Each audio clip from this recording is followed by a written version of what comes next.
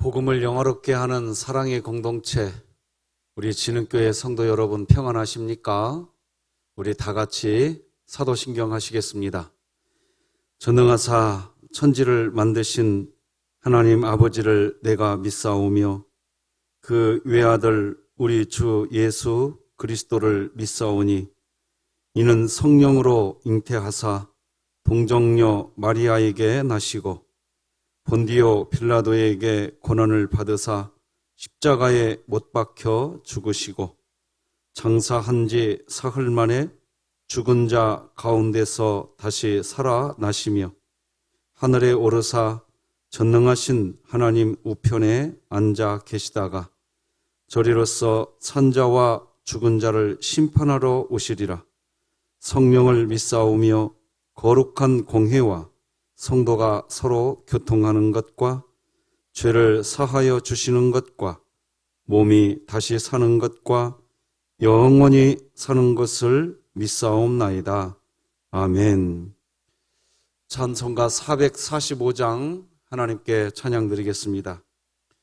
대산을 넘어 험곡에 가도 빛 가운데로 걸어가면 주께서 항상 지키시기로 약속한 말씀 변치 않네. 하늘의 영광 하늘의 영광 나의 맘속에 차고도 넘쳐 할렐루야를 힘차게 불러 영원히 주를 찬양하리. 광캄한 밤에 다닐지라도 주께서 나의 길 되시고 나에게 밝은 빛이 되시니 길 잃어버릴 염려 없네.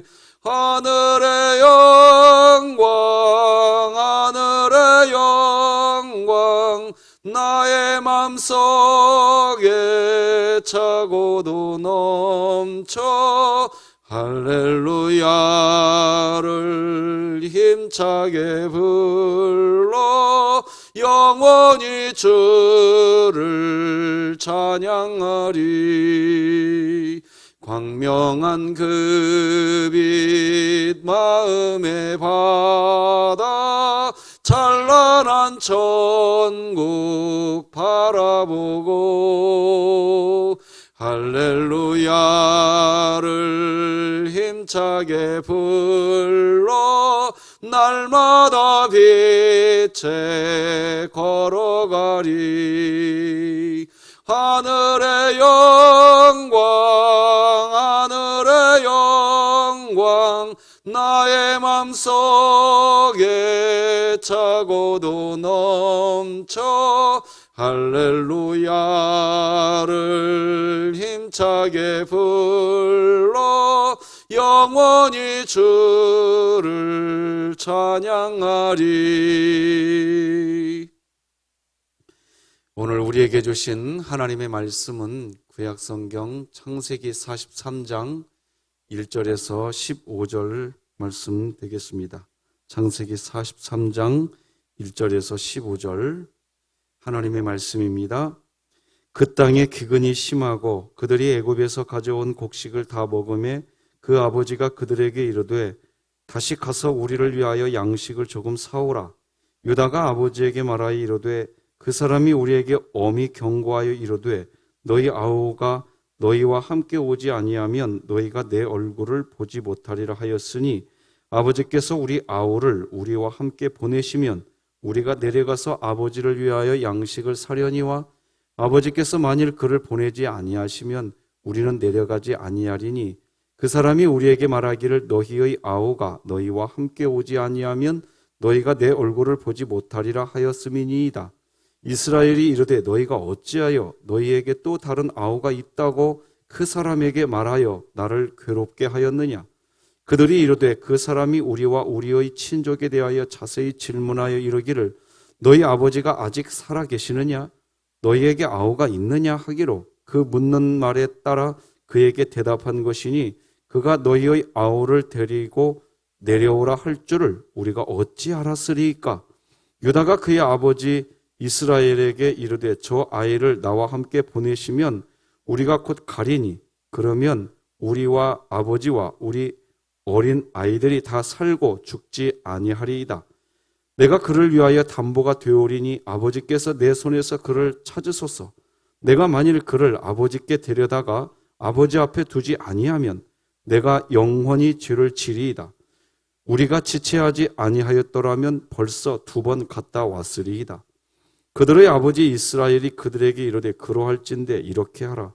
너희는 이 땅의 아름다운 소산을 그릇에 담아가지고 내려가서 그 사람에게 예물로 드릴지니 곧 유향 조금과 꿀 조금과 향품과 몰약과 유향나무 열매와 감 복숭아이니라.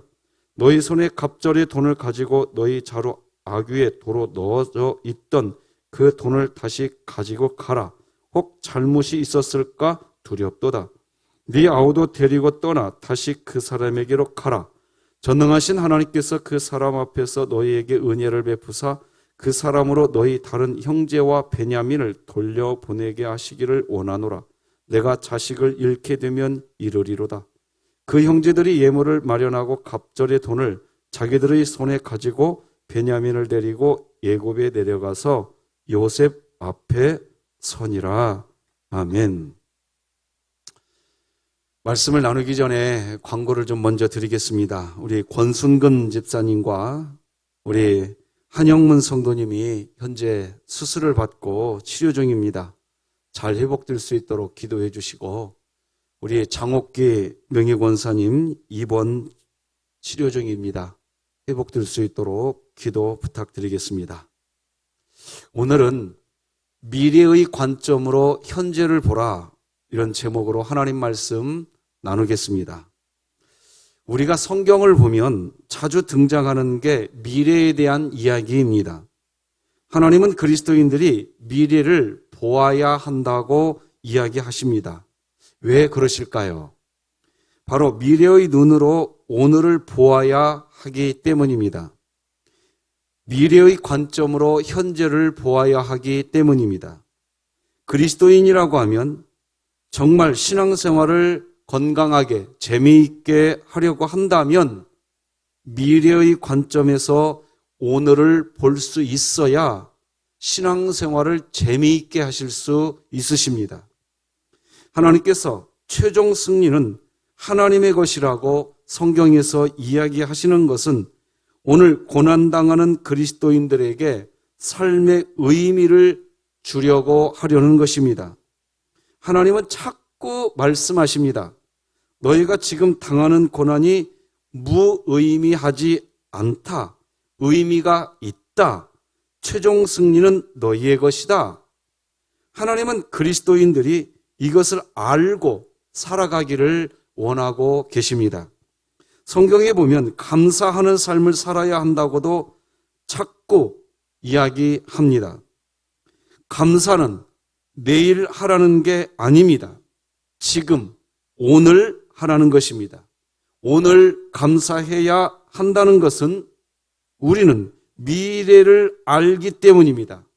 우리는 최종 승리자가 될 존재들입니다. 그리스도인이 가진 세상을 이기는 가장 큰 무기는 사실 감사입니다. 그리스도인들은 감사로 세상을 이기는 존재입니다.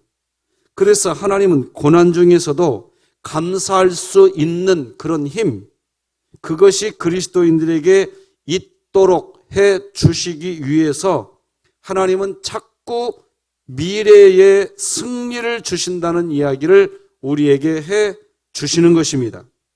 히브리서 10장 38, 39절 보면 이렇게 기록합니다.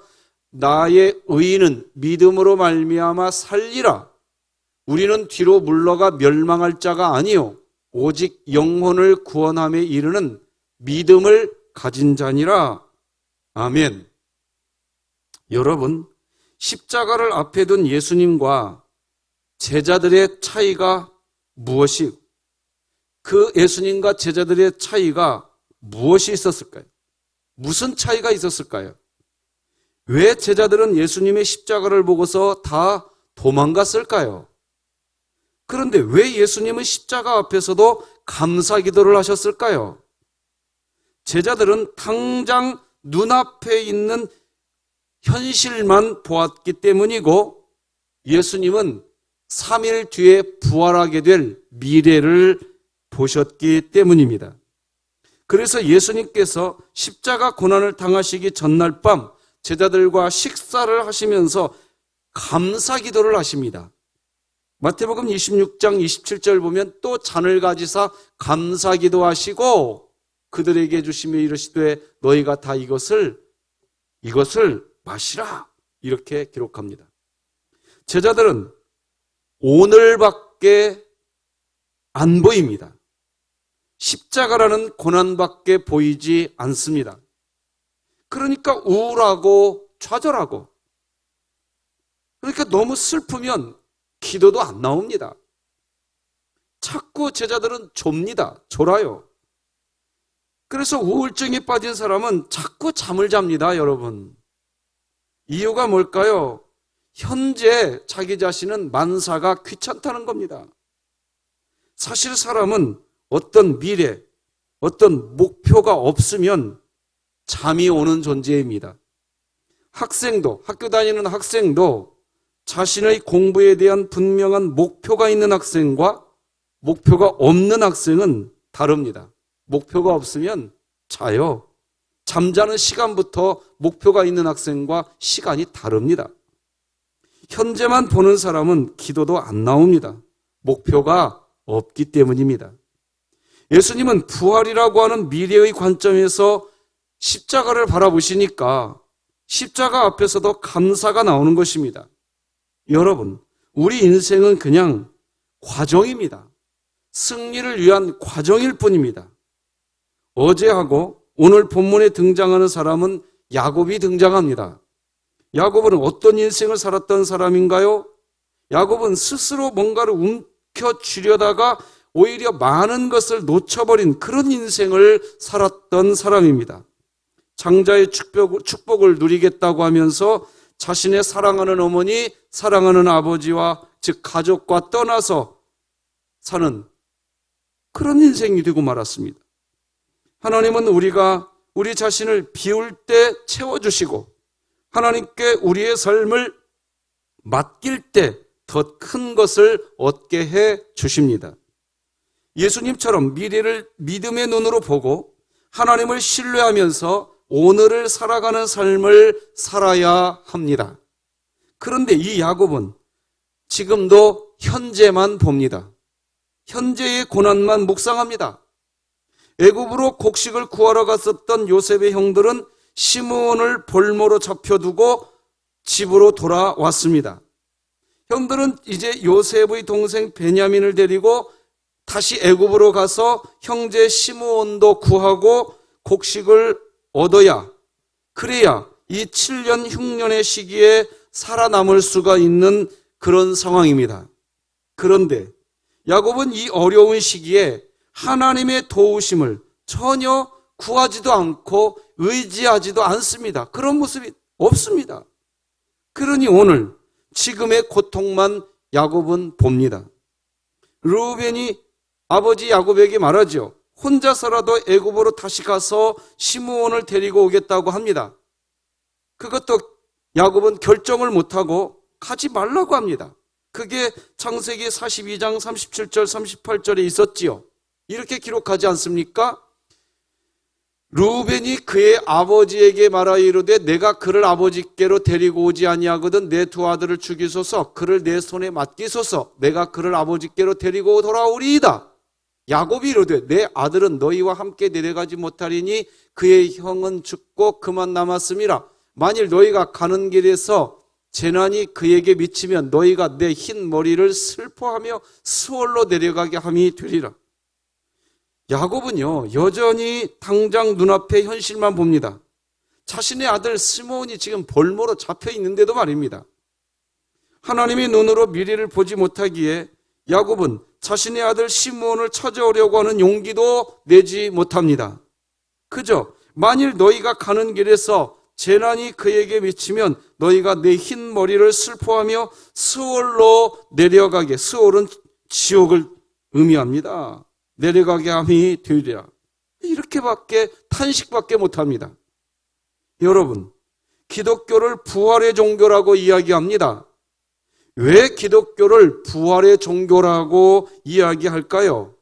바로 부활을 통해서 오늘 당장 이 현실에 있는 십자가를 볼 수 있기 때문에 기독교를 부활의 종교라고 이야기하는 것입니다.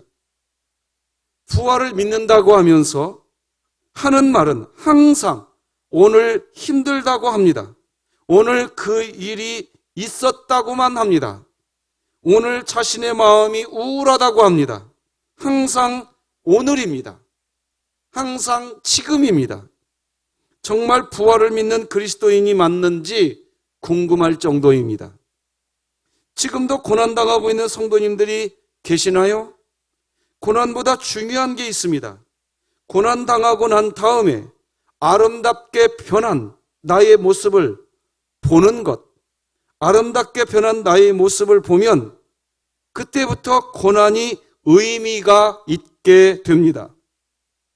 내가 이것을 통해서 더욱 주님을 닮게 될 것이다.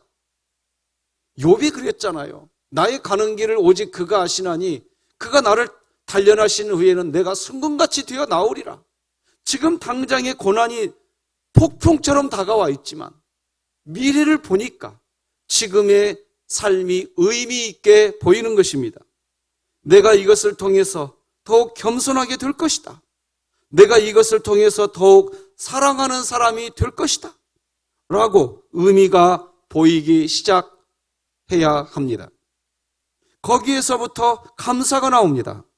그리고 성경은 그것을 믿음이라고 이야기합니다. 그런 믿음, 상태, 그게 부활신앙인 것입니다. 지난 며칠 전에 실명을 거론해도 여러분 다 아는 이야기니까 우리 교회 박지연 집사님으로부터 전화를 받았습니다. 이런 말을 하시더라고요. 목사님, 오늘 지난번 수술 후 경과를 보러 병원에 왔는데 우리 선재 지난번 수술이 너무 잘 되어서 이제 좋아질 날만 남았다고 합니다. 이제 11월 달에 눈 안암만 잘 체크하면 됩니다. 이렇게 이야기하시더라고요. 그런데 아십니까? 그날 그 병원 가기 전날이 이 선재, 우리 선재 아기의 3번째 생일날이었습니다. 그러니까 생일 다음 날 병원에 간 것입니다. 그동안 3년이나 되는 긴 시간 동안 제가 곁에서 보아서 잘 압니다. 계속해서 우리 박 집사님이 이렇게 말했습니다. 하나님께서 치료해 주실 것입니다. 믿습니다. 무슨 말입니까? 미래를 본다는 거 아닙니까? 너무 감사하죠. 좋아지고 있다는 소식이 기쁨이 정말 큰 기쁨이었어요. 오늘 본문 1절을 보시면 야곱의 모습은 안타깝지만 여전히 현재의 상황만 봅니다. 계속된 기근이 심하자 먹을 양식이 없었습니다. 그러자 그때에는 이제 자녀들에게 애굽에 다녀오라고 이야기합니다. 그게 1절, 2절입니다. 그 땅에 기근이 심하고 그들이 애굽에서 가져온 곡식을 다 먹음에 그 아버지가 그들에게 이르되 다시 가서 우리를 위하여 양식을 조금 사오라. 그러면 뭡니까 여러분? 바로 그 앞에서 르우벤이 애굽에 다녀오겠다고 할 때에는 야곱은 그저 현 상황만 보고 두려워서 가지 말라고 하더니 이제는 왜 애굽에 다녀오라고 할까요? 여전히 현재만 보고 있는 거예요. 어떤 현재요? 양식이 떨어져서 먹을 양식이 없는 상태. 그 현재만 보는 거예요. 고난이 있으니까, 괴로우니까, 그러니까 애굽에 다녀오라는 것이지 미래를 지켜주시고 미래의 소망을 주실 하나님을 믿었기 때문에 다녀오라고 하는 것이 아니에요. 야곱은 하나님과 함께한 인생이 도대체 몇 년입니까? 그런데 여전히 똑같습니다. 눈앞에 보이는 것만 봅니다. 미래의 관점으로 현재를 보지를 못합니다. 의인은 믿음으로 말미암아 살리라. 우리는 뒤로 물러가 멸망할 자가 아니요 오직 영혼을 구원함에 이르는 믿음을 가진 자니라 라고 히브리서 기자가 선포한 이 말을 야곱은 선포하지 못합니다. 감사가 없는 이유가 뭔가요? 어떻게 범사에 감사할 수 있느냐고, 어떻게 범사에 감사할 수 있느냐고 왜 그렇게 이야기할까요? 바로 미래에 대한 믿음이 없기 때문입니다. 미래에 대한 성경적 청사진이 없기 때문입니다. 그러니 감사가 안 되는 것입니다. 어느 기독교 단체에서는 감사는 훈련이다, 이렇게 표를 내걸고 그 집회에 가면 감사가 입에 붙어야 한다고 하면서 감사합니다, 감사합니다, 감사합니다. 하루 종일 계속 이 감사합니다라는 말을 계속해서 기회 있는 대로 외치라고 그렇게 훈련을 하더라고 했답니다. 여러분, 감사는요, 마인드 컨트롤이 아니에요. 감사는 최종 승리가 보이니까 감사가 되는 겁니다. 미래가 보이니까. 왜? 의인은 산대요. 하나님께서 말씀하셨습니다.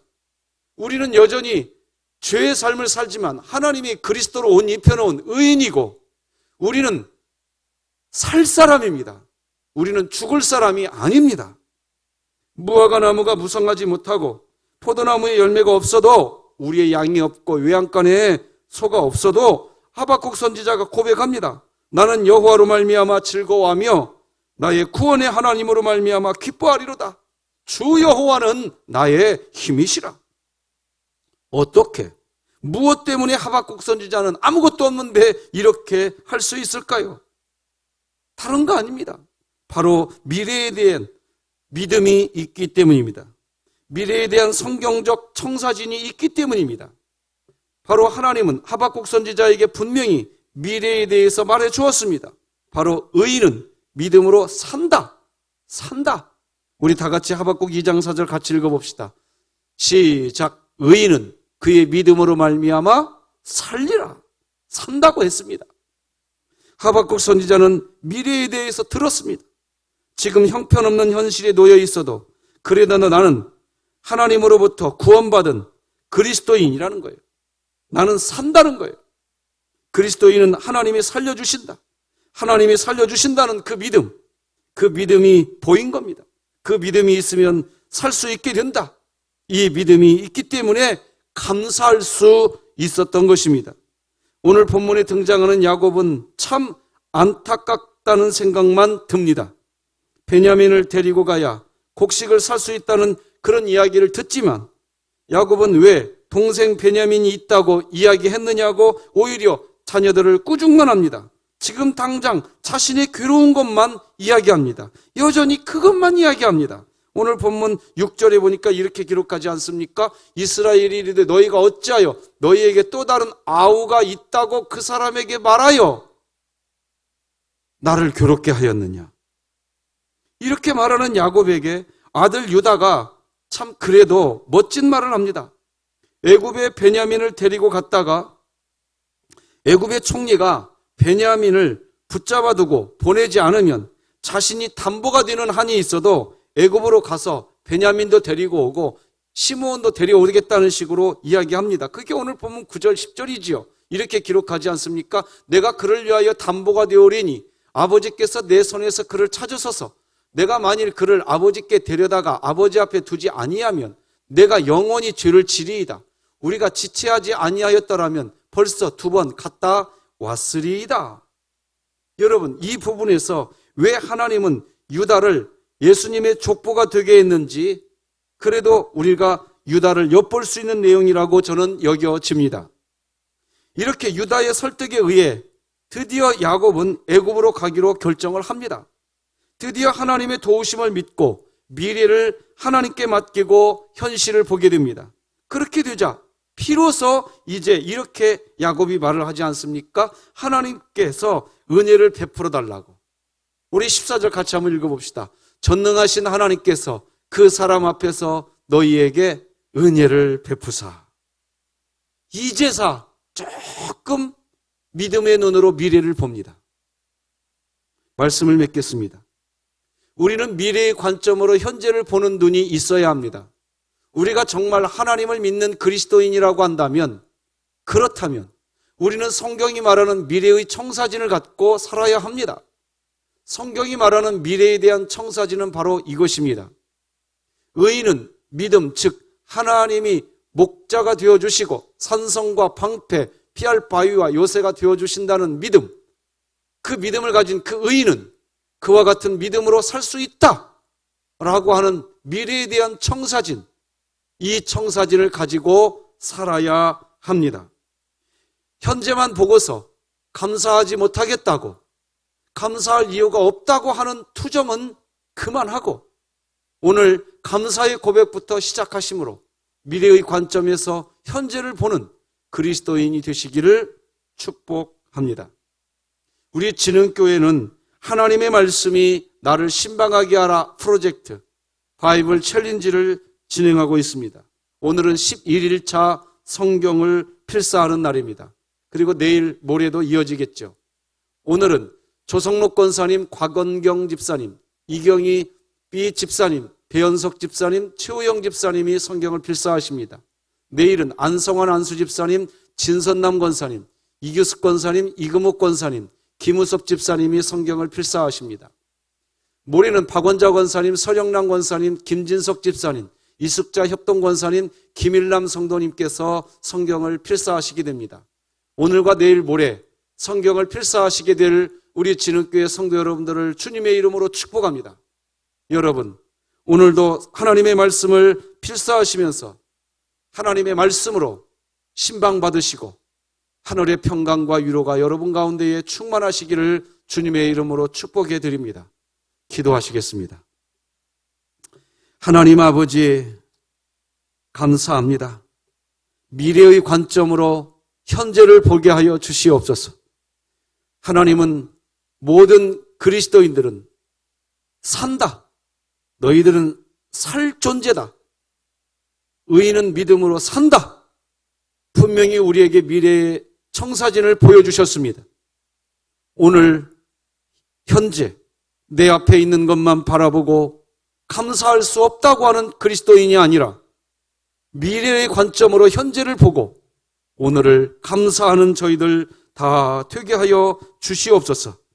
하나님 아버지, 우리 오늘 성경을 필사하게 될 우리 조성록 권사님, 곽원경 집사님, 이경희 B 집사님, 배현석 집사님, 최호영 집사님, 내일 성경을 기록하게 될 안성환 집사님, 진선남 권사님, 이규숙 권사님, 이금욱 권사님, 김우섭 집사님, 그리고 모레 성경을 기록하게 될 우리 박원자 권사님, 서령남 권사님, 김진석 집사님, 이숙자 협동 권사님, 김일남 성도님을 하나님 기억하여 주시어서 저들이 살아있고 운동력이 있는 하나님의 말씀을 기록할 때에 하나님의 말씀으로 신방을 받게 하여 주시옵시고 이 어려운 코로나19 시대에 너끈히 이 세상을 승리하고 살아가는 하나님의 영광을 체험하게 하여 주시옵소서.